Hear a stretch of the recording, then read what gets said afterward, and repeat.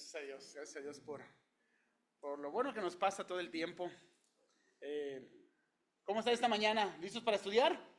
Sí. Yo no vine la semana pasada, entonces necesito que alguien me explique qué estuvieron viendo la semana pasada, de qué hablaron. Me dijeron que fue ahí medio más o menos un tema. Rafa tuvo que corregir algunas herejías que se dijeron y estuvieron ahí estudiando.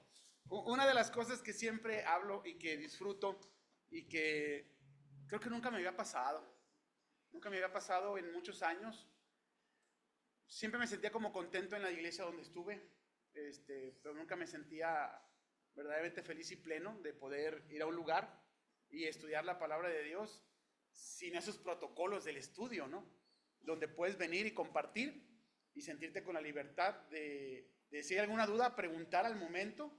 Si hay algún comentario que creo que puede aportar a la enseñanza, al aprendizaje de todos, es eso, ¿no? Y creo que de repente las iglesias, con el paso del tiempo, nos fuimos como armando un esquema, ¿no? Un esquema o un programa.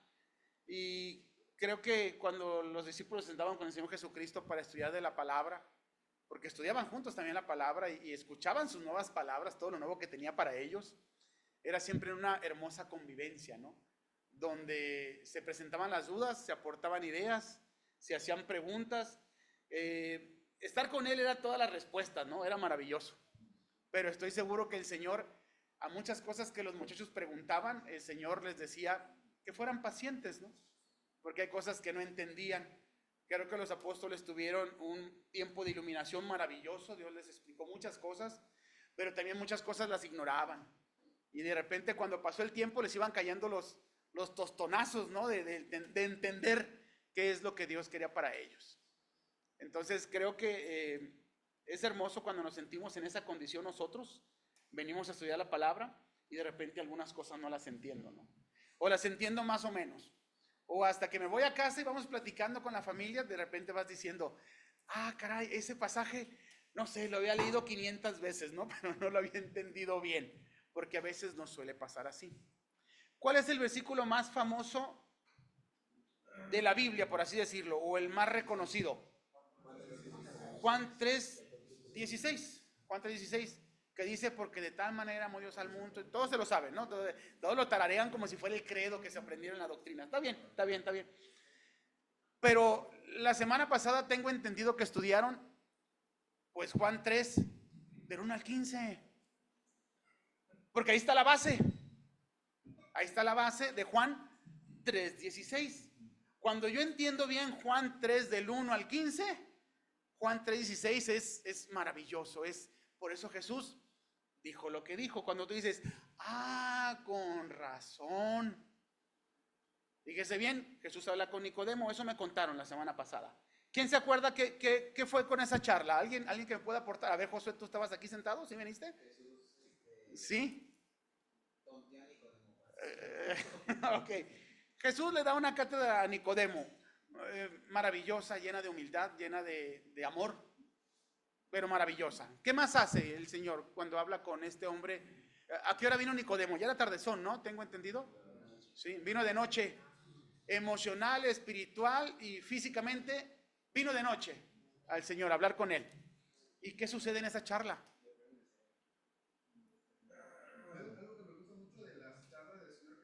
Ajá. No le dice qué pensar, lo cuestiona para que él piense. Exactamente. Sí, sí. Decíamos la semana pasada, bueno, me contaron que decían la semana pasada que no siempre te creas todo lo que te crees, ¿no? Que de repente es importante cuestionar algunas cosas, es importante. Nicodemo viene con el Señor Jesús, va a platicar con él, hablan acerca de rabí a rabí, y el Señor le dice, eres tú maestro de la ley, dice, maestro de Moisés, maestro de Israel. Y dice, no sabes estas cosas. Nicodemo tenía que saberlo. Si se le hace la pregunta es porque él tenía que saberlo. Y luego le dice, no te maravilles de que te diga que tienes que nacer de nuevo. Dice, si te cuento las cosas terrenales y no las captas, ¿cómo te cuento las espirituales? Entonces el Señor Jesús le da una cátedra a Nicodemo de lo terrenal con lo espiritual. Imagine que usted y yo somos Nicodemos.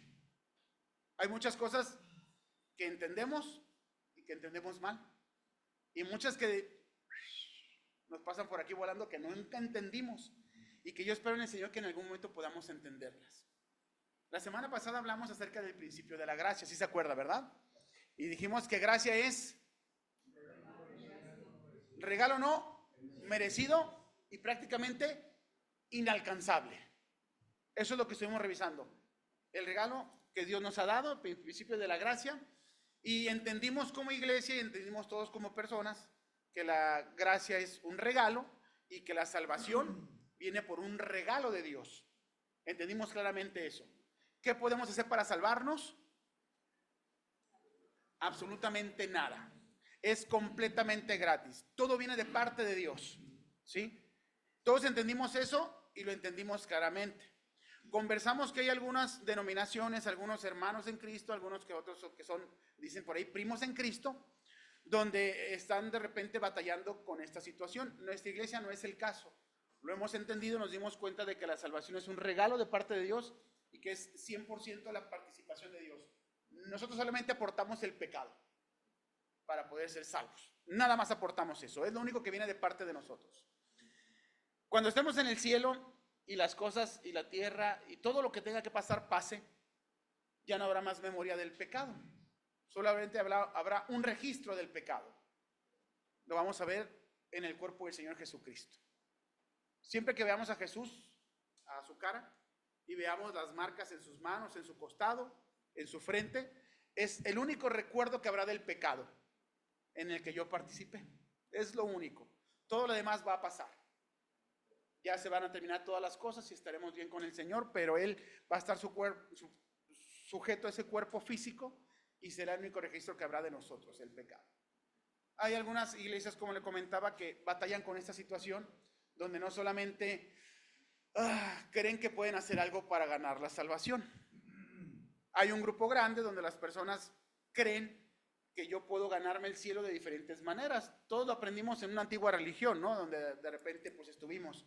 ¿Qué había que hacer para ir al cielo? Portarse bien, los 10 mandamientos, aprenderse el credo, comer una hostia cada fin de semana, diferentes ideas que las personas tienen, ¿no? Todas las tuvimos. Vamos entendiendo por la gracia de Dios lo que Dios dice, lo que Dios es. Nos dimos cuenta de que si yo pudiera llegar al cielo por hacer las cosas bien, por portarme bien, por echarle ganas, entonces en balde viene Jesucristo a morir por nosotros porque pues yo tengo esa oportunidad, ¿no? Ya lo entendimos, ya lo asentamos y dijimos, ok, yo ya entiendo que mi salvación es completamente gratis, es un regalo de Dios. Ahora, esa salvación, de repente hay un proceso donde algunas hermanos de iglesias creen que se puede perder, como si yo me lo hubiera ganado, ¿no? Pero ese es otro tema que en algún momento va a abordar otro de los hermanos y vamos a tratar sobre ese asunto de la salvación. ¿Se pierde o no se pierde? Yo tengo mis dudas con algunos de nosotros, pero yo sé que el Señor tiene todos esos cuidados, ¿no? Entonces, la salvación tampoco se pierde, pero ya la veremos en algún momento. Vimos también, o me contaron que vieron acerca de, pues algunas actividades en las iglesias donde usted estuvo o yo estuve, algunas actividades o restricciones que nos enseñaron para ser buenos espiritualmente hablando. ¿Alguien se acuerda de eso? Yo les contaba que a la iglesia donde yo iba, pues no podíamos ir al cine. Estaba prohibido el cine. Entonces, el argumento era, pueden salir cosas pecaminosas y no tengo el control. Y de repente pensabas, bueno, en mi casa sí tengo el control y le puedo regresar para volver a verla. Pero bueno, ese era el argumento. Que allá no había control y por eso no había que ir al cine, no había que bailar, no había que tomar, no había que fumar, no había escuchar música secular, quemar sus discos. ¿Qué otra cosa se acuerda que nos enseñaron? Bueno, sí, ciertos programas. Goku era malo, ver Goku era malo, sí, Pokémon era malo, el Chavo del 8 le decía ciertos insultos a Don Ramón y no era respetuoso. El Chavo del 8. Las fiestas, bueno, algunos hermanos no comen moronga. El pan de muerto tan delicioso, sabor naranja, no debía de comer pan de muerto, ni capirotada, ni capirotada. a no poner árbol de Navidad. ¿Se acuerda alguna otra restricción que le dieron? Algunos tenían unas un poquito más severas, ¿no? Pero todos teníamos algunas y creíamos que éramos más espirituales por no hacer ciertas cosas, ¿no? Éramos más espirituales o cuidábamos nuestra santidad para hacer ciertas cosas. Hay un libro de que te aconsejaba no desayunar si no habías leído la Biblia. No desayunar. Sí, de repente, no desayunar si no habías leído la Biblia antes. Sí, por ejemplo, los domingos era no encender la tele porque era Día del Señor, entonces había que empezar con música cristiana. Nunca traer la Biblia en el coche, en la cajuela, por ejemplo, o dejarla en algún lugar ahí en el piso descuidada. O sea, no, es un libro santo. Y de repente son como ciertas ideas que pareciera que así empezó el pueblo de Israel, ¿no?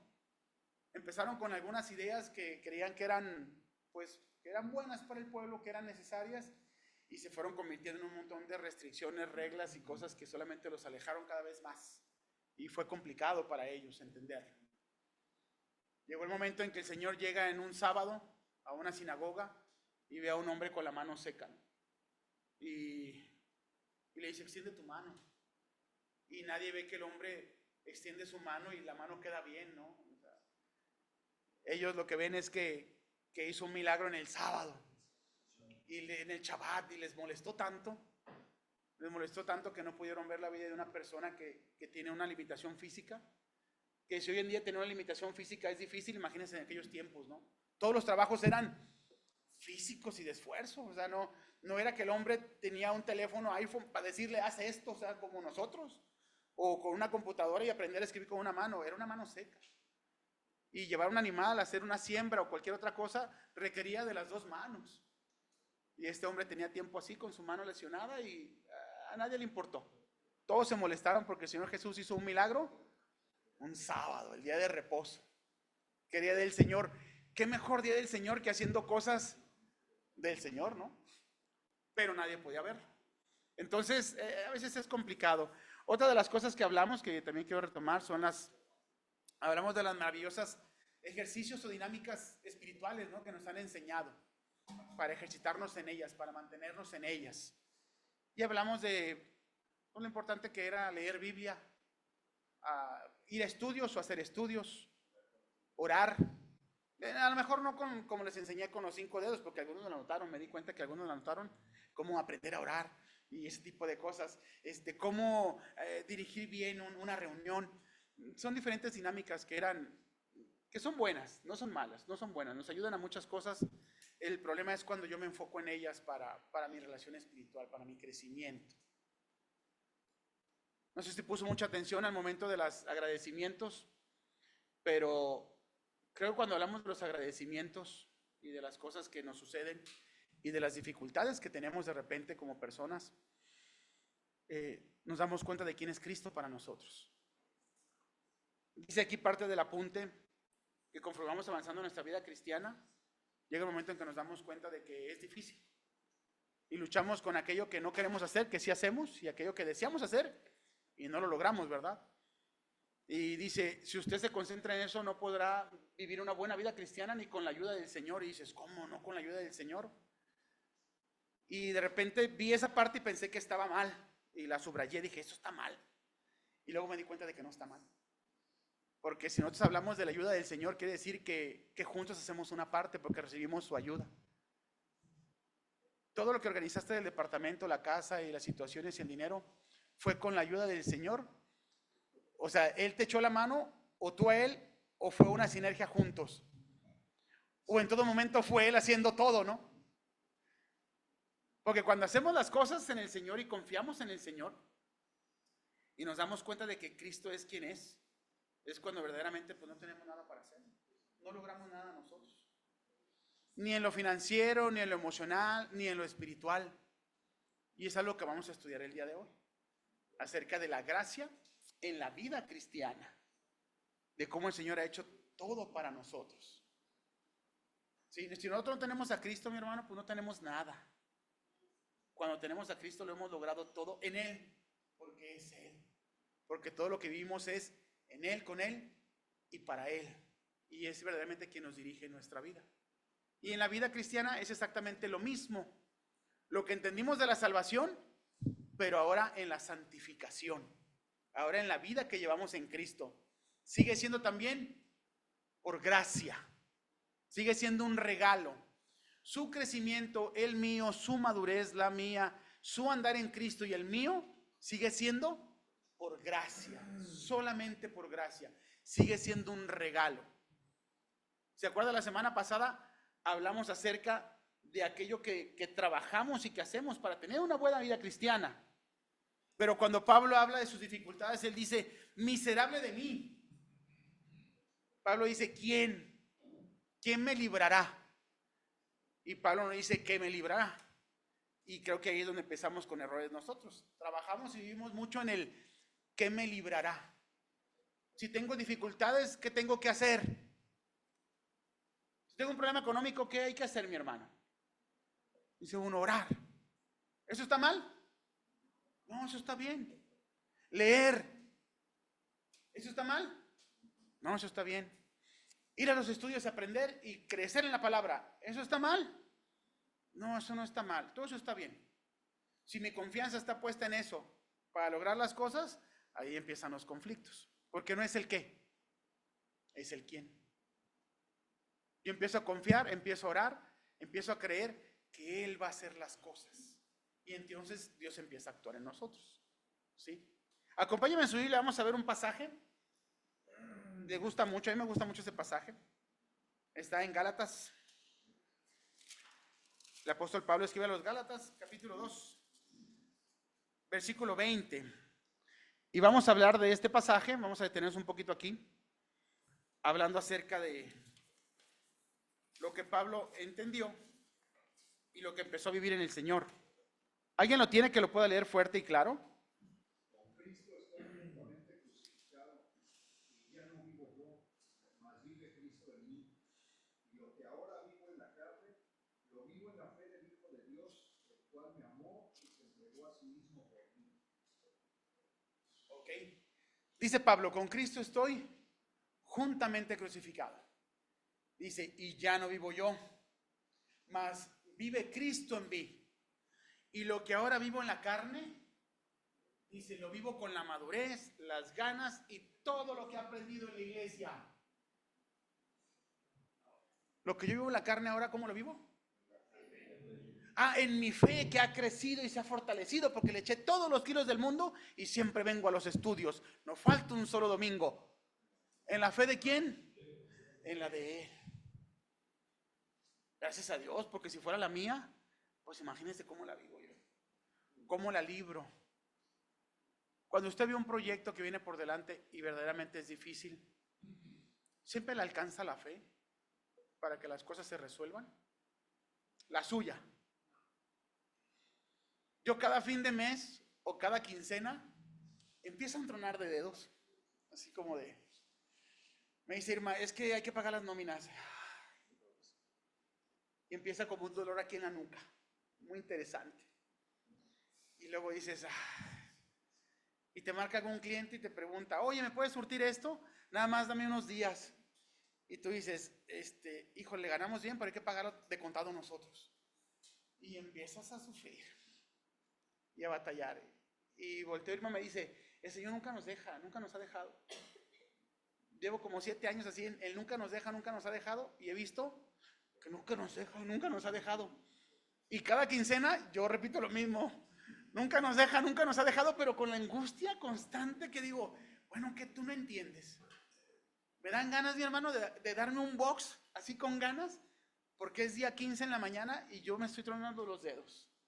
Y es una angustia y es un respirar así como que, ¿quieres agua? No, porque no me pasa ni el agua.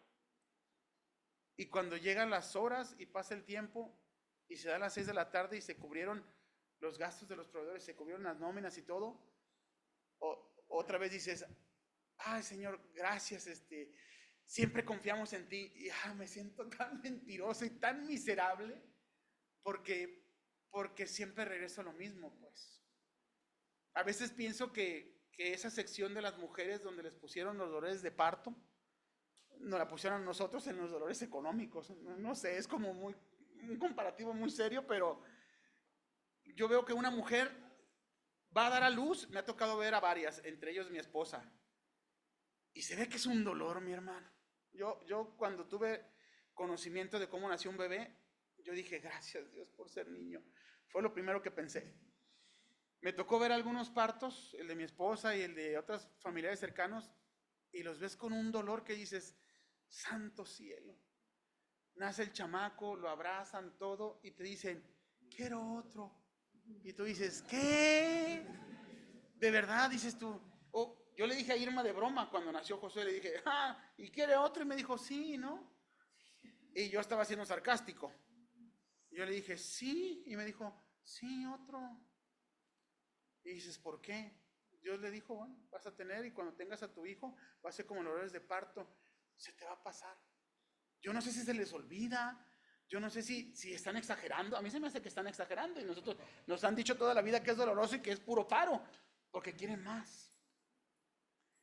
Y yo pienso y digo, cuando viene la quincena y luego el cierre de mes, y digo, pareciera que yo quisiera más, y veo cómo Dios lo hace, pues.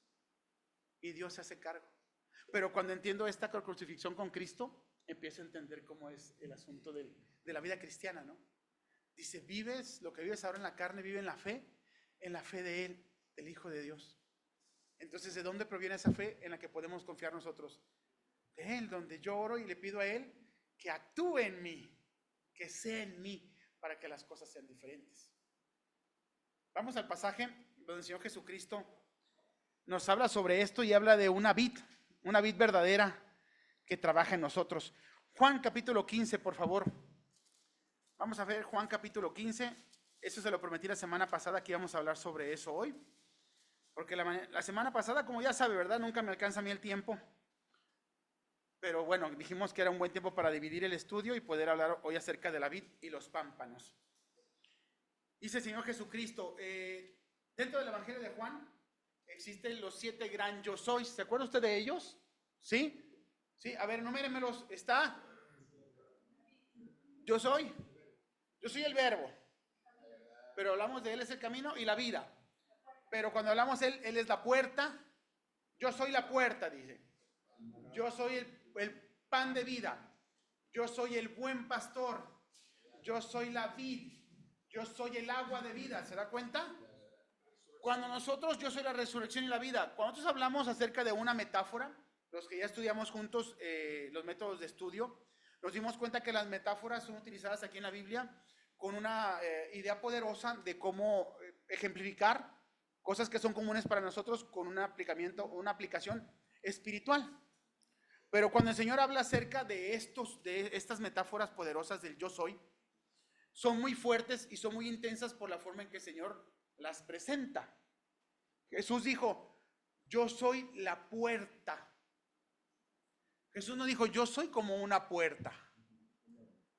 Porque Él dice, yo soy la puerta. ¿Lo ha entendido eso o lo ha pensado? Él se personifica con ese elemento y entendemos que no hay más. Si Él dijera, yo soy como una puerta, entonces ¿cuántas puertas son? Pues un montón. Si Él dijera, yo soy como un camino, ¿cuántos caminos son? Un montón. Cuando Él se personifica y dice, yo soy la vid, ¿qué es una vid? Una planta de uvas. Él no dijo, yo soy como una vid. Si Él pudiera ser como una vid, podría ser como un naranjo, o pudiera ser como un manzano, o pudiera ser como cualquier otra planta. Pero Él dice, yo soy la vid. Se personifica con ella. Para el judío era muy interesante, muy importante y sobre todo muy ilustrativo que él hablara acerca de una vid, porque tenía mucho contacto con eso. La principal bebida que existía en ese momento era el vino. Ellos tomaban más vino que agua. Y era más fácil obtener vino que obtener agua. No sé si eran argentinos, pero más o menos así era. Era mucho consumo de vino. Era lo que más tomaban ellos. Cuando el Señor Jesús habla de que Él es la vid, todos se dieron cuenta de qué es lo que estaba hablando. Humanamente hablando, por eso utilicé ese ejemplo. Y Él dice así, Juan capítulo 15, versículo 1. Dice, yo soy la vid, pero no solamente la vid. Fíjese bien, yo soy la vid verdadera y mi Padre es el labrador. Todo pámpano que no lleva fruto lo quitará y todo aquel que lleva fruto lo limpiará para que lleve más fruto. Ya vosotros estáis limpios por la palabra que os he hablado. Permaneced en mí y yo en vosotros. Como el pámpano no puede llevar fruto por sí mismo si no permanece en la vid, así tampoco vosotros si no permanecéis en mí. Yo soy la vid, vosotros los pámpanos. El que permanece en mí y yo en él, éste lleva mucho fruto, porque separados de mí nada podéis hacer. El que en mí no permanece será echado fuera como pámpano y se caerá, y lo recogen y los echan en el fuego y arden. Fíjese bien, el Señor habla acerca de la vid y Él dice: yo soy la vid verdadera y vosotros sois los pámpanos. ¿Qué es el pámpano? ¿Alguien sabe qué es un pámpano? ¿Sí? Ajá. Josué en su sabiduría entendió que un pámpano es un pez de no sé qué parte, pero aparte le siguió. Le siguió en Google. ¿Y qué encontraste, Josué? Dice que es, o sea, cuando hablamos del pámpano que menciona, es como desde lo que va de la tierra hasta la punta de la planta, las ramas que salen. Bueno, te mintió Google. ¿Alguien sabe qué es el pámpano? ¿O han investigado? Los racimos de uva, no, el racimo de uva es el fruto. La flor, hay unos como zarcillos que se enredan así en la línea de las uvas, que se llaman los zarcillos. ¿Sí? Son como unos pequeños, como si tuviera unos rulos chinitos. ¿Sí? La planta, cuando nosotros pensamos en la planta y vemos la vid, está la planta que viene desde abajo y tiene raíces, ¿sí? Luego viene el tronco y luego salen los brazos y de los brazos salen las hojas y luego corren unas pequeñas líneas que salen como unos zarcillos, los que llaman zarcillos, que son como unas enredaderas pequeñas, y luego sale lo que viene del tallo del brazo, sale una pequeña línea pequeña que es como la orilla, es la orilla entre el brazo y donde empieza el racimo de las uvas. Sí, sarmiento o pámpano, que del brazo es el que conecta. ¿Alguien lo encontró? Ah, lo están buscando. Ok. Esta pequeña parte de acá. Esta pequeña parte, esta pequeña parte que está aquí, ese es el pámpano. Este es el fruto. Estos son los zarcillos que le comentaba, son las hojas. Aquí corre la línea del brazo y esto que conecta entre el brazo y empieza a salir el racimo de las uvas, ese es el pámpano. Lo que digamos que en una es el pisillo o es donde están pegadas las uvas, porque cuando te comes las uvas quedan los pequeños racimos, pero lo que nutre entre el tronco y donde empiezan a producirse las uvas, ese es el pámpano. Este cachito pequeño que usted ve acá, este de aquí, este pequeño cabo, o esta ración de aquí, este pequeño cabo, es conocido como el pámpano, donde está conectado hacia el fruto. No es el fruto, no es el árbol, es lo que está en medio de los dos para que se produzca el fruto. No es rama, no es tronco, no es raíz, no es hoja. Pero a mí se me hace muy interesante porque hay una gran discusión entre qué parte es y qué parte no es. Y yo digo, si Jesús dice yo soy la vid, mi pregunta es, ¿qué parte de la vid es esto? Todo. Entonces Jesús es todo. Jesús es el pámpano, es el fruto, es la uva, es el tronco, es la raíz, es la hoja. ¿Qué es Jesús? Es todo. Si yo soy el gusano que se sube a la planta, pues no importa. Si permanezco en él. Ahora, la expresión es permanecer en él. Tiene ciertos tintes. ¿Qué es lo primero que le viene a la cabeza cuando dice, si permanecemos en él? Yo. ¿Se da cuenta? Que la primera sensación es nuestra responsabilidad, hermano. Permanecer en él. Ser fuertes y yo permanecer en el Señor. Salud. Con oración, con lectura, con ir a la iglesia, con echarle ganas. Es como que ser parte de... Yo le pregunto, ¿el pámpano se afuera a la rama para dar el fruto? ¿qué hace? Permanece. ¿Y qué entendemos por permanecer? Entonces está conectado a Él. Es parte de Él, nada más. Porque ni siquiera está agarrado como para decir, es que se agarra. Ahora, ¿el fruto lo da el pámpano? ¿O el fruto nada más está en medio para que la planta, la raíz y todo lo que trae los nutrientes lleguen a ese fruto? Se va a dar. Usted y yo en el Señor, por su gracia, por su misericordia, por su cuidado, por su amor, si en su gracia crecemos y maduramos, va a salir fruto de nosotros. Va a haber fruto. ¿Que reproduce? La planta. No nosotros. Es la planta. Yo descanso en él. ¿Sabe una de las cosas que son de repente hermosas con esto? Y verlo y decir el fruto, lo que Dios va a hacer, es maravilloso. Pero una de las cosas que son más hermosas es darse cuenta de quién es el labrador. ¿Sí? Porque a veces ignoramos esa parte.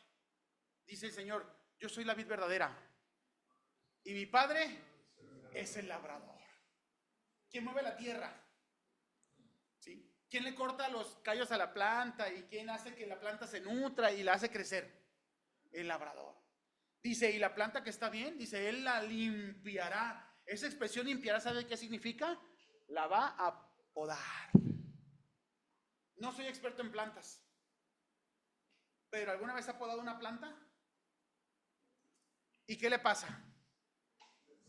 Primero se achicopala, así como que En una casa que estábamos en Culiacán, nosotros teníamos un limón al lado de una pileta. Y era un limón y daba muy buen limón. Pero en la parte de abajo le salieron unas ramas muy verdes y empezaban a crecer en la parte de abajo y salían y tenían hojas. Pero jamás se echaban un limón. ¿Sabe cómo se llaman? No, no eran retoños. Les llaman ramas mamones. Solamente le llaman y le maman a la planta la energía y se van a ver verdes, bonitas y nutridas, pero jamás van a dar un fruto. Esas plantas, esas ramas que salen en la parte de abajo, son las llamas mamones. No le van a ayudar en nada. Hay que podarlas. Cuando las podas, a la planta le lagrimea la parte de abajo, porque obviamente yo no sé si le duele o no le duele, le digo, no soy experto en plantas, pero de que le cala, le cala. Y la Biblia dice que el Señor es el labrador y que las plantas que lleven fruto las va a podar, las va a limpiar. Y no sé si a mí ya me agarró de limpiarme cada quincena y cada fin de mes, pero me imagino que usted también, en sus diferentes necesidades, el Señor está podando. Ahorita que decía Víctor, y pasa uno y hay muchas necesidades y está difícil el trabajo, pero confiados en, y dices, pero ¿por qué no llora el hombre? Pues porque yo ya estaba llorando allá atrás, porque así es, así te sientes. Pero confías y piensas que Dios va a hacer algo. Y no solamente piensas, sabes que Dios va a hacer algo. ¿Cómo lo va a hacer? No lo sé, pero siempre para bien. Mi versículo favorito en la Biblia es en Jeremías, cuando el Señor dice, tus pensamientos no son mis pensamientos, y mis pensamientos para ti siempre son de bien. Y siempre pienso eso, que cuando Dios piensa en mi nombre, siempre piensa en bien. Y cuando piensa en tu nombre, siempre piensa en bien. Aún a pesar de las cosas que vemos o que no vemos y que nos parecen tan difíciles. ¿Se da cuenta? El pámpano no tiene que aferrarse a la planta. El pámpano es parte de la planta. El Señor dice, yo soy la vid verdadera y vosotros, ustedes son los pámpanos. Permanezcan en mí, quédense aquí. Dice, y me van a hacer un montón de cosas maravillosas. Y Dios los va a podar, eso sí, va a venir la poda, va a pasar la tijera, es parte de, pero es para que lleve más fruto, para que estén mucho mejor todavía. Y es una hermosa promesa. No habla de que sea sencillo, pero habla de que es una hermosa promesa y de que va a pasar. ¿Sí, Víctor? Tampoco habla de que te va a solucionar tu bronca. Se está conformando a la Es una de las cosas hermosas que Dios hace porque va modificando cosas en nosotros y a veces no nos damos cuenta, ¿no? Pero son cosas que a veces suceden como mentiras del enemigo, donde creemos que Dios tendría que resolver todas nuestras cosas o no tendríamos que tener problemas. Una de las cosas que sí me di cuenta como nuevo creyente fue que cuando yo creí en Cristo, pensé que se me venían un montón de problemas encima y que tenía muchas broncas. Y creo que tenía las mismas, nada más que no me daba cuenta que era un problema, ¿verdad? Entonces, ¿van a venir los problemas, van a venir las dificultades? Sí, pero cuando yo estoy en la planta, que es Cristo, pues quien va a aguantar las tormentas, quien va a aguantar la dificultad, quien va a aguantar la sequía, ¿quién es? La rama completa, las raíces y el tronco. Y si las raíces y el tronco son buenos, ¿qué va a pasar? Mire, ¿qué fue? Como en el 87, 88 en Culiacán hubo un huracán. Se llamó el ciclón Waldo. Entró por el lado de la playa y entró a la ciudad y arrasó la ciudad completa. Traía vientos de 200 kilómetros por hora ese huracán cuando entró a la ciudad. Fue muy interesante porque Culiacán tiende a ser una ciudad con muchos árboles. Cuando pasó el ciclón, las 4 o 5 horas que hubo, llegó el ojo y pasó y demás, subimos a la azotea de la casa. Y volteabas a ver a todo Culiacán y veías todo Culiacán porque no había un árbol en pie. Se llevó todo. El limón que teníamos no le quedó una sola hoja y era un árbol grande, pero el tronco y la raíz eran fuertes. Y todos los que sobrevivieron era porque el tronco y la raíz eran fuertes. Y déjeme decirle que el tronco y la raíz de nuestra vida en Cristo es Él, porque Él es la vid verdadera. Y aunque usted y yo nos movamos y aunque usted y yo se nos esté hundiendo el bote, es Él otra vez. Entonces yo tengo que entender esta co-crucifixión con Cristo, donde Él dice, lo que ahora vivo en la carne, esas dificultades propias y externas, esas de quién son. Lo que yo ahora vivo en la carne, lo vivo en la fe del Hijo de Dios, en la fe de Él, no en la mía. La mía está creciendo todos los días, la mía está tratando de aumentar, la mía está tratando de llegar a tumbos, pero la de Él es fantástica. Y esa es en la que yo debo de confiar y de creer. Nuestra vida en Cristo, ¿sí, Mario? Cuando el Señor está con Marta y María, que una de las dos está afanada en los quehaceres de la casa, el Señor le dice, ella escogió lo mejor que es estar conmigo, Permanecer en el Señor. ¿Qué estaba haciendo ella en la enseñanza del Señor o lo que el Señor estaba explicando? No hacía nada, solamente estaba escuchando. Y Dios nos llama mucho a descansar en eso, en escuchar, en aprender de Él, para poder después llevar mucho fruto y llevar ese fruto en el Señor. ¿Qué dice la palabra de Dios ahí en Efesios? Acompáñeme. Vamos a ver Efesios capítulo 2, versículo 10. ¿O alguien se lo sabe de memoria? 2:10, ajá. No, antes. Ajá. Dice, porque somos hechura suya. Otra vez, parte de Él, como los pámpanos. Porque somos hechura suya. ¿Qué es la hechura? Con lo que se fabrica. Somos parte de Él, somos de Él, dice. Porque somos hechura suya, creados en Cristo Jesús para buenas obras. Hay un propósito en nosotros, mi hermano. No, es que las obras no, el asunto de las obras no, y empieza el pleito dentro de la iglesia. Porque somos bien carnales por andar en obras. Si son para salvación, somos carnales. Si son para santificación, somos carnales. Pero si son para Él, pues son para Él. Dice que fuimos creados en Cristo Jesús para venir a aprender de la iglesia. Fuimos creados en Cristo Jesús, pues para venir a estudios. Fuimos creados en Cristo Jesús para aprender a orar. No, fuimos creados en Cristo Jesús para buenas obras. Ahora, estas buenas obras, dice para buenas obras las cuales Dios preparó de antemano para que anduviésemos en ellas. Siguen siendo todavía de Él. ¿Quién las preparó? Se da cuenta que algo que platicábamos con mi hermano, a veces las dificultades con las iglesias es que la iglesia tiene una misión aquí, luego tiene una misión allá, luego se van a predicar aquí, luego hacen una reunión acá, luego tienen evangelismo, luego tienen... esas buenas obras son creadas en Cristo Jesús o son creadas por el pastor de la iglesia. O son creadas por los dos. O son creadas por ninguno. Esa es la pregunta. No le estoy diciendo que sí o que no. La pregunta es, si usted está creando obras para hacerlas por satisfacción personal, para sentirse bien, Vamos a la cárcel, vamos al centro, vamos a Bible Chapel, vamos a los FM4, vamos para sentirnos bien, para ser mejores cristianos, para la hora silenciosa y la oración y para darle un check, ya, ¿cómo vamos? ¿Cómo vamos en nuestra vida espiritual? ¿Ya cumplimos? ¿Vamos para eso? ¿O son buenas obras que Dios creó y nos permite por su gracia andar en ellas? La pregunta es, ¿quién las creó? ¿Dios las creó? Si Dios las creó, ¿qué pasa? Si Dios las creó, hay que ir. Y si Dios las creó, permanecen. Y si Dios las creó, crecen. Y si Dios las creó, son bendecidas las personas y los hermanos y la iglesia. Somos bendecidos todos. Si Dios las creó. ¿Cómo saber si Dios las creó? Preguntándole a Él si Él las creó. ¿Andando en ellas? Doctor. Para que anduviésemos en ellas. O sea, nosotros no creamos las buenas obras, las ejecutamos. Creo que tampoco las ejecutamos. ¿Cómo sé entonces si en la obra en la que estoy participando fue creada por Dios? Si Él la hizo de antemano, si es de Él.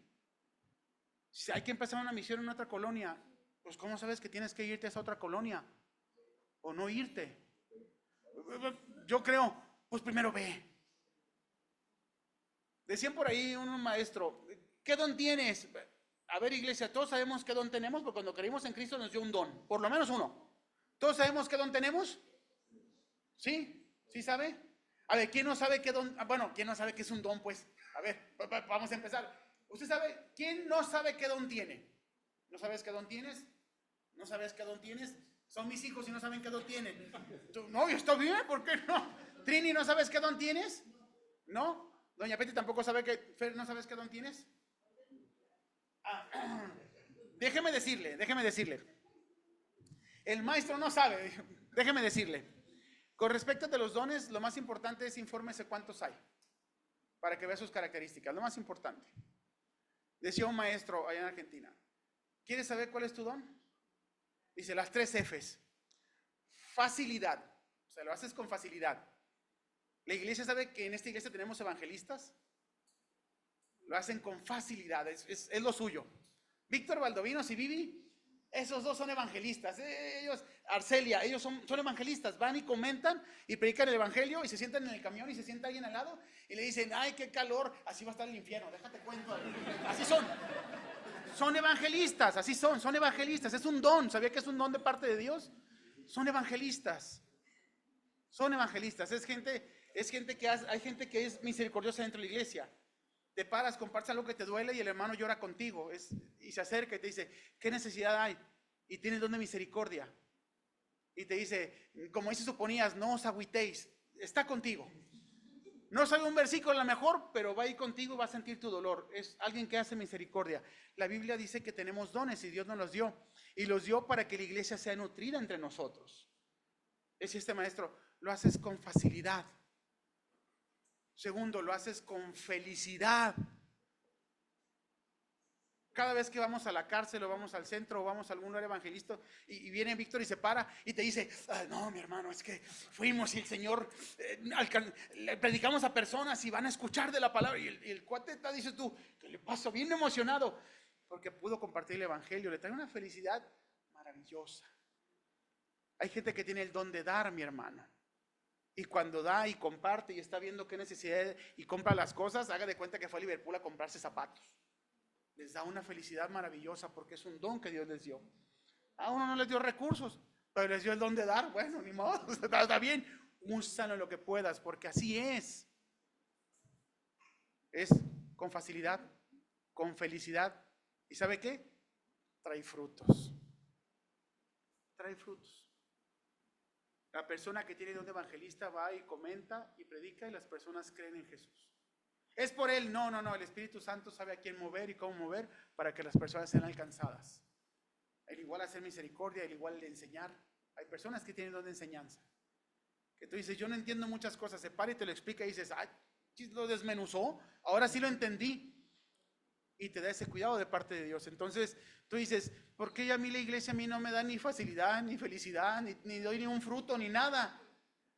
Hay que empezar a confiar en lo que Dios nos enseña, porque quien lo va a hacer, y quien es la planta, y quien tiene la raíz, y quien tiene el tronco, y quien nutre todo, es Él.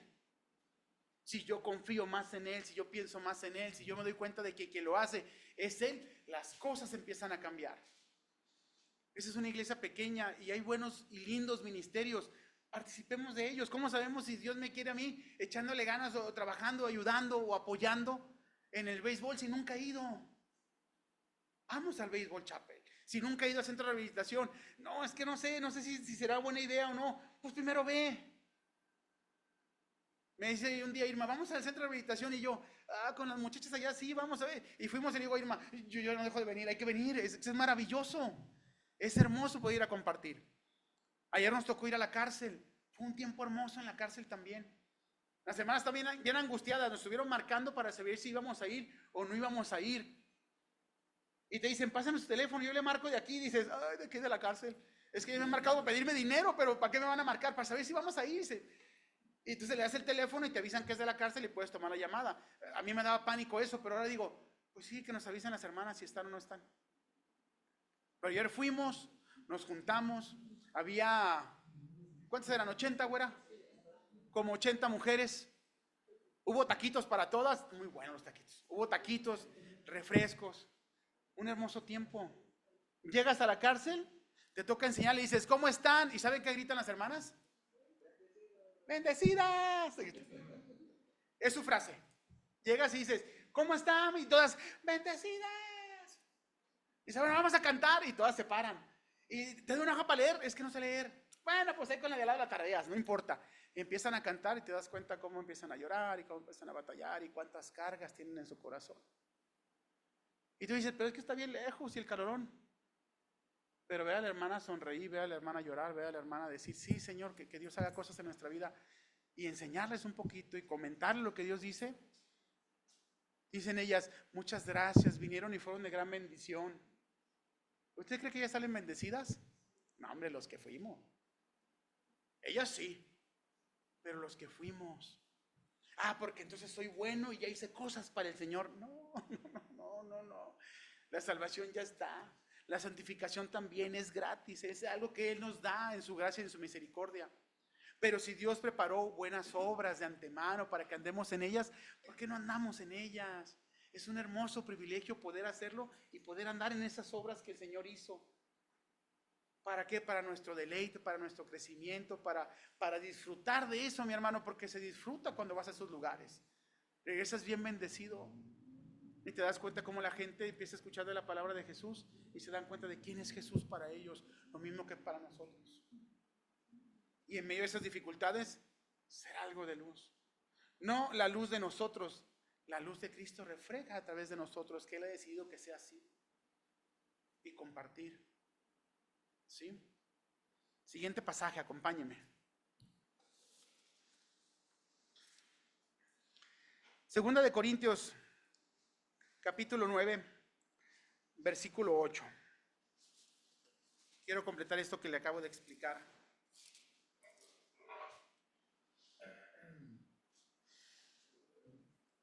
Dice la Biblia, ¿lo tienen? Si trae Biblia en mano y puede subrayarlo, es bueno que lo subraye. Este versículo es muy hermoso. Dice, y poderoso es Dios para hacer que abunde en vosotros toda gracia, a fin de que, teniendo siempre en todas las cosas todo lo suficiente, abundéis para toda buena obra. ¿Sí? Segunda de Corintios 9:8. Se lo repito, dice, pero poderoso es Dios para hacer que abunde en vosotros toda gracia, a fin de que, teniendo siempre en todas las cosas todo lo suficiente, abundéis para toda buena obra, mi hermano. Otra vez, ¿de dónde viene la raíz? ¿De dónde viene la fuerza? ¿De dónde están los nutrientes? ¿De dónde viene el querer como el hacer? De Él. ¿Para qué? Pues para ir a estudiar un rato nomás. No, pues para saber que Cristo me ama. Todo eso es cierto. Pero usted y yo hemos recibido un montón de cosas para que abundemos en toda buena obra que Él va a derramar, que Él va a cuidar. Usted y yo tenemos un llamado en el Señor. Tenemos un ministerio. ¿Cuál es el ministerio, Víctor? Tenemos el ministerio de la reconciliación. Dios ha decidido reconciliarse con todos los hombres, con toda la humanidad. ¿Por medio de qué? Del sacrificio de su Hijo. Y nosotros tenemos que ir a contarlo. No vamos a ir a convertir a nadie, no vamos a ir a vender atalayas, no vamos a ir a transformar nada. Tenemos que ir a contarlo. Cuando recibimos a Cristo, ¿cómo andábamos? ¿Se acuerda? Vimos la semana pasada ese pasaje. De la manera que recibiste al Señor, dice, así andad en Él. Cuando recibimos a Cristo éramos todos emocionados, éramos, decía un amigo, como perro con dos colas, bien emocionados. Le contábamos a todo mundo.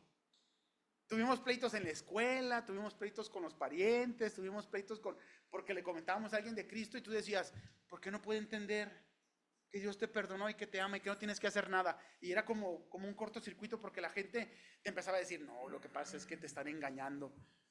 Y tú decías, por fin entendí algo y me dijeron algo lindo para mí y resulta que me están engañando. Contabas con todo el mundo, a todo el mundo le platicabas. Cuando recibiste al Señor, así éramos, compartíamos con todos. Cuando recibiste al Señor y escuchaste acerca de Él, ¿sabías que tenías un don? No. Salud. ¿No sabías que tenías un don? ¿Cuántos versículos te sabías de memoria? Juan 3:16 y mucho. No, es que Dios dice que te ama y que por eso que su Hijo, pero dice que te salva. O sea, te cuatrapateabas y hacías lo que podías porque es lo que tenías. Pero sabías y confiabas en que Dios, el Espíritu Santo, algo iba a hacer. Hoy en día que tenemos crecimiento, madurez, que hemos estudiado Biblia y demás, ¿por qué no vamos a compartir entonces? Si el Señor dice que Él dice que abunde en vosotros toda gracia, a fin de que teniendo siempre, pues algunas cosillas, dice todas las cosas, todo lo suficiente. ¿Cuánto es suficiente? Dice para que abundéis para toda buena obra, que sigue siendo de Él. Pero usted y yo tenemos un ministerio que es el ministerio de la reconciliación. Ir a comentar a los demás. Ir a decirle a los demás que Cristo viene, que Cristo le ama. Ir a comentarle a los demás. Cierro con un pasaje. Acompáñame a 1 Corintios 15:10. Allá atrásito. 1 Corintios 15:10. Pablo dice, pero por la gracia de Dios soy lo que soy. Su gracia no ha sido en vano para conmigo. Antes he trabajado más que todos ellos, pero no yo, sino la gracia de Dios conmigo. Otra vez, ¿se da cuenta? Otra vez, Pablo dice, he logrado un montón de cosas y he trabajado. Primero se personifica y dice, por la gracia de Dios soy lo que soy. Dice, he logrado muchas cosas, he trabajado más que todos, pero luego es bien claro y dice, pero no yo. La gracia de Dios. Lo que usted a mí nos va a mover a que trabajemos, nos esforcemos, hagamos, luchemos, compartamos, va a seguir siendo la gracia de Dios. Seguir confiando en eso. ¿Sabes? Si analizamos la vida de las personas que han vivido en el Señor y que por su gracia han logrado cosas, por la gracia de Dios, para trabajar, para esforzarse, siempre nos vamos a dar cuenta de que Dios, en todos sus llamados, siempre que buscó personas y siempre que tuvo a alguien a su lado, Dios nunca tomó gente desocupada. Es como un común denominador. Jesús se pudo haber hecho de muchos adeptos si hubiera ido por las calles buscando vagos. Pero siempre que encontró a alguien y siempre que llamó a alguien, siempre esas personas estaban haciendo algo. Siempre. ¿Se da cuenta de eso?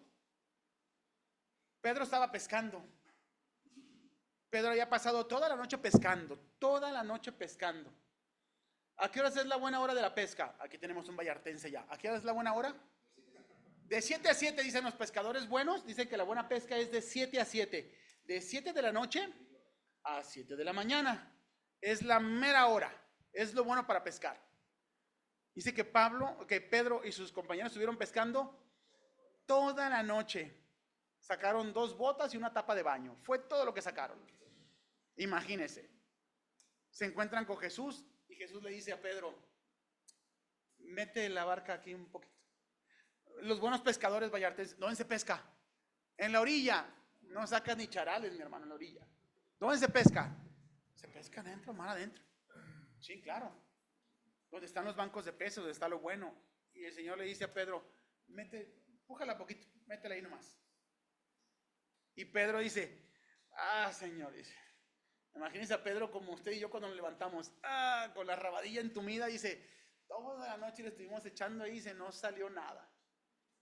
Toda la noche pescando aventábamos la red, la sacábamos y no salió nada. ¿Y qué hacías otra vez? Volvías a aventarla, la sacabas y no salía nada. Dice, toda la noche estuvimos pescando y no agarramos nada. Dice, pero en tu nombre la voy a echar. Y cuando avienta la red, ¿qué sucede, mi hermano? Cuando avienta la red, ¿qué sucede? No podían sacarla, se estaban hundiendo los barcos.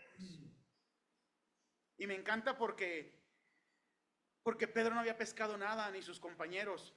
Pregunta, ¿cómo le fue a las demás barcas? Pues tampoco. Nadie agarró nada. No solamente fue la barca de Pedro, no es que la barca de Pedro estuviera maldita, o sea, no había peces para nadie.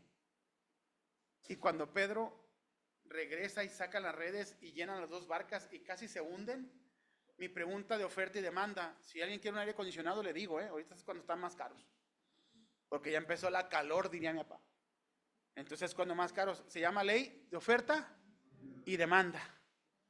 Y Pedro saca todos los peces, todos los que tenía que haber, ahí estaba en la barca de Pedro. ¿A cómo estaba el kilo de pescado? Si ya estaba caro porque no había, los que sacó Pedro, ¿a cómo cree que estaban? Y me encanta porque dice, dejándolo todo. Me fascina eso, dice, dejándolo todo. Era el sueño de Pedro, era el momento específico, era la gran oportunidad que Pedro buscaba. Ahora sí, hacerse de un buen billete. Y dice, dejándolo todo, le siguió. Estaba Mateo en el banco de los tributos cobrando, como todo un buen cobrador de impuestos. Y el Señor voltea y le dice, Mateo. Y Mateo, que odiado por su familia, odiado por sus hermanos, odiado por su pueblo, odiado por todos, por causa del dinero, dice, dejando todo en el banco de los tributos, le siguió. Siempre hay que dejar algo y uno dice, es que he dejado mucho por el Señor. No. La vida que traíamos usted y yo como que no era muy valiosa, así como para decir, dejándolo todo. Yo pensaba, digo, si tuviera que dejarlo todo para seguirle, vamos dejándolo todo, ¿no? Vamos dejándolo todo en manos de Él y seguirle. Y si Dios nos llama a hacer algo diferente o mejor o más o especial o otra obra o otra iglesia o otro lugar, hagámoslo, mi hermano, porque para eso nos llamó. Y confiemos en que siempre ha sido por gracia. Si es por gracia, no son mis decisiones entonces, son las de Él. Y si vamos a hacer algo, decía Pablo, yo a veces pienso que hacer las cosas y arrancar, dice, si lo hago por la carne, pues empiezo por la carne. Dice, pero termino en el espíritu. Entonces a veces pensamos, y si esa obra no es buena, y si no es de Dios, y se van a hacer nomás por hacerlo en la carne, por las obras, pues a lo mejor arrancamos por la carne, pero si es del Señor, hagámoslo, ¿no? Confiemos en lo que Dios es para nosotros. Jesús vino por nosotros, nos quedamos aquí, tenemos un ministerio y tenemos la obligación de cumplirlo, pues tanto así como la obligación, tenemos el gran privilegio de cumplirlo. La gran oportunidad de llevar, comentarlo y predicarle a alguien más acerca de lo que Jesús ha hecho, que cambió nuestras vidas y que puede cambiar la de los demás. Entonces compartamos. ¿Parece? Confiemos en este principio de la gracia. Vivimos todos los días por gracia. Y cuando nos esforcemos, Pablo dice, esforcémonos en la gracia, que yo todavía no le entiendo esa parte. No sé cómo me puedo esforzar en algo que no depende de mí y que es completamente gratis y que viene de Él. No sé cómo hacerle todavía. Algún día nos veremos con Pablo y le preguntaré, pues ¿cómo le haces para esforzarte en la gracia? ¿Por qué enseñaste eso? Qué paradoja más grande, pero maravillosa. Porque cuando confiamos más en Él es cuando más cosas podemos lograr. Cuando nos esforzamos más en Él es cuando más cosas hermosas pueden salir, porque la confianza primero está en Él, para que Él haga en nosotros. ¿Va? Acompáñeme a orar. Gracias, Señor Jesús, gracias por tu misericordia. Gracias porque no das lo que merecemos, Señor, en nuestra incompetencia, en nuestra torpeza, en nuestro pecado. Pero gracias por tu gracia, gracias por todo lo que nos has dado, Señor. Gracias porque nos has rescatado de aquella vana manera de vivir, Señor, la cual recibimos de nuestros padres. Fuimos rescatados no con obras, no con cosas corruptibles como oro o plata, escribía Pedro, sino con la sangre preciosa de Jesucristo, como un cordero sin mancha y sin contaminación, que hoy nos da la oportunidad de servirle. Gracias, Padre, porque también es por gracia vivir para ti. Nuestra santificación, nuestro servicio, nuestro amor, todo lo que podamos lograr, Señor, siempre es en ti. Ayúdanos a depender siempre de ti, Señor, y que las cosas que podamos hacer como iglesia, el trabajo, el ministerio, hacer cosas, visitar lugares, siempre sea por tu gracia, Señor. Gracias porque has preparado esas hermosas obras en las cuales podemos ir, participar y deleitarnos, Señor, disfrutarlas y ver cómo gente conoce de ti, Señor, y vidas son cambiadas. Rogamos para que nuestro corazón siempre esté enfocado en ti, Señor, que nuestra santificación siempre sea confiando en ti, y gracias porque la salvación tenemos completamente claro, Señor, que siempre y al 100% proviene de ti. Rogamos por tu iglesia, por crecimiento para todos nosotros, Señor, y para que podamos entender estas hermosas verdades que tú tienes para nosotros. En el nombre de Jesús, amén.